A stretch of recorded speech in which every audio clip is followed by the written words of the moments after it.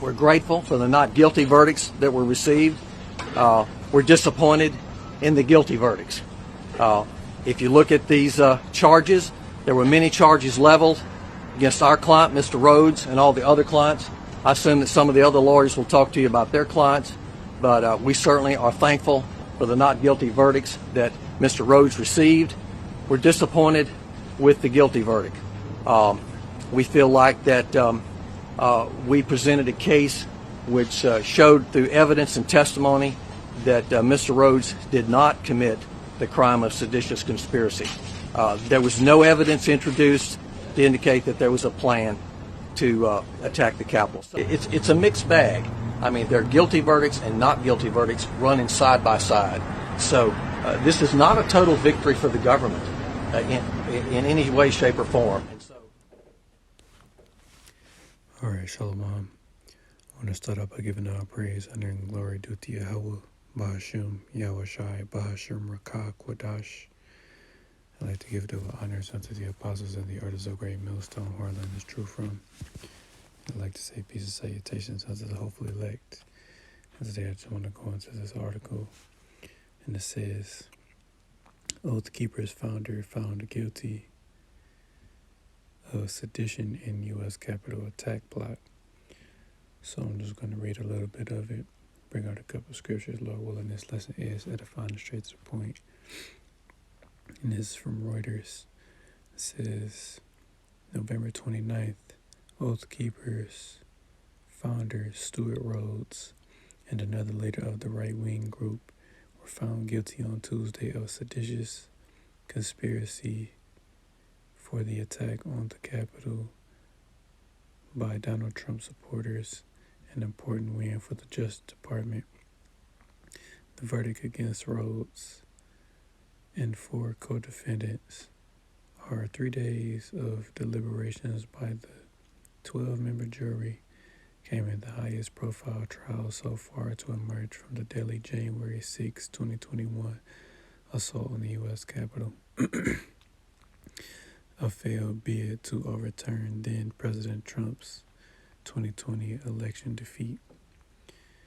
Rhodes, a Yale Law School educated former Army paratrooper and disbarred attorney, was accused by protesters during an 8-week trial of plotting to use force to try to block Congress from certifying Democratic President Joe Biden's election victory over Republican Trump. Rhodes was convicted on 3 counts and acquitted on 2. One of his co-defendants, Kelly Meggs, was also found guilty of seditious conspiracy, while the 3 others, Kenneth Harrelson, Jessica Watkins, and Thomas Caldwell, were acquitted of that charge. Slucky. All 5 defendants were convicted of obstruction of an official proceeding, the congressional certification of the election results, with mixed verdicts on a handful of other charges. The charges of seditious conspiracy and obstruction of an official proceeding each carry a sentence of up to 20 years in prison. 2 more high-profile trials related to the attack are due to begin next month. 4 other Oath Keepers members face seditious conspiracy acts, as do members of the right-wing group Proud Boys, including its former chairman Enrique Tarrio. So that's all I'm going to bring out. Then I'm going to go to the definition of sedition. Sedition. And it says, conduct or speech inciting people to rebel against the authority or the authority of state or monarch. And yes, pretty much that's what the whole, January 6th, so-called attack on the Capitol was about. It was a seditious act.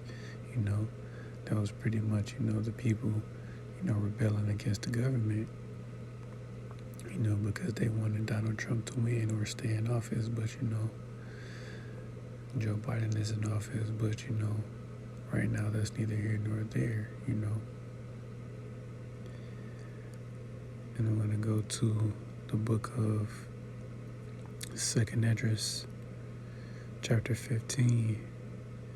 I'm going to start at verse 14, and it says, "Woe to the world and them that dwell therein, for the sword in their destruction draweth nigh, and one people shall stand up and fight against another, and swords in their hands, and there shall be sedition among men, and invading one another.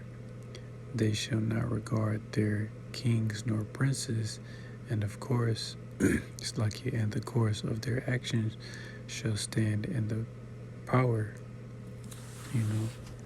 So I'm just going to stop at those verses, you know. Pretty much that's what, you know, took place, even though this is ultimately talking about, you know, the time of Jacob's trouble. You know, people are going to pretty much, you know, come up against each other. You know, people are going to be killing each other, you know, primarily for lack of bread, you know, and water, because there's going to be a famine that's going to sweep to the land of America. But ultimately, you know, that's pretty much what took place. You know, they had no regard for, you know, then, you know, now President Joe Biden, you know, because he is in office, you know, or, you know, any other, you know, political figure that's in power, they had, you know, no regard. They pretty much came up against the system because they wanted, you know, their president to stay in office. But ultimately, that, you know, is just one of many things that are going to take place during the time of Jacob's trouble, you know. People invading one another, you know. So, Lord willing, this lesson was edifying. I want to give all praise, honor, and glory to Yahweh, Bahashem, Yahweh Shai, Bahashem, Rakah, Kodash.